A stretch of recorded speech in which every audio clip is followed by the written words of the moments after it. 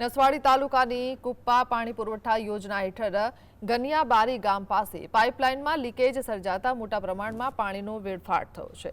લીકેજના કારણે પાણીના ફુવારા ઉડતા જોવા મળ્યા હતા। આ યોજના દ્વારા આદિવાસી વિસ્તારના 72 ગામોને પીવાનું પાણી પૂરું પાડવામાં આવે છે, પરંતુ ભર ઉનાળે પણ લોકોને પૂરતું પાણી મળતું નથી। બીજી તરફ કોતરોમાં લાખો લીટર ફિલ્ટર થયેલું પાણી વેડફાઈ રહ્યું છે, જેના કારણે પાણી પુરવઠા વિભાગની બેદરકારી સામે આવી છે।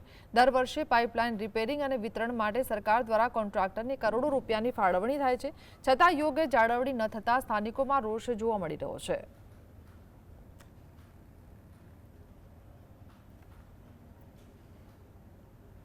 નસવાડી તાલુકામાં કુપ્પા ગામથી પાણી પુરવઠાનો પાઇપલાઇન કરેલી છે, તેમાંથી અધવચ્ચે પાણી બધું વેરાઈ જાય છે। લોકોને પાણીની પીવા માટે ખૂબ જ હાલત થશે, પરંતુ આજ દિન સુધી સરકારે આ કંઈ ધ્યાન દોર્યું નથી।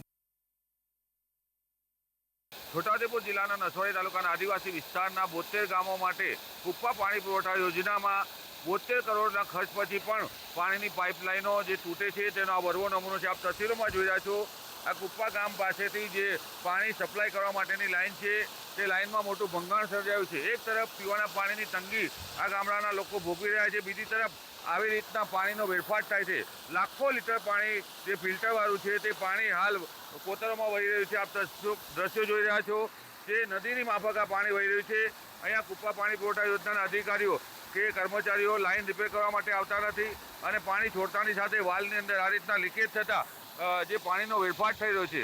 બીજી તરફ પાણી પીવાની જે સમસ્યા છે, ગામડાઓમાં 72 ગામોમાં પાણી પહોંચતું નથી અને હાલ લોકો તરસ્યા છે। ઉનાળાની સિઝનની અંદર પાણી માટે લોકો વલખા મારી રહ્યા છે। રફીક ધણીવાલા, GSTV, છોટાઉદેપુર।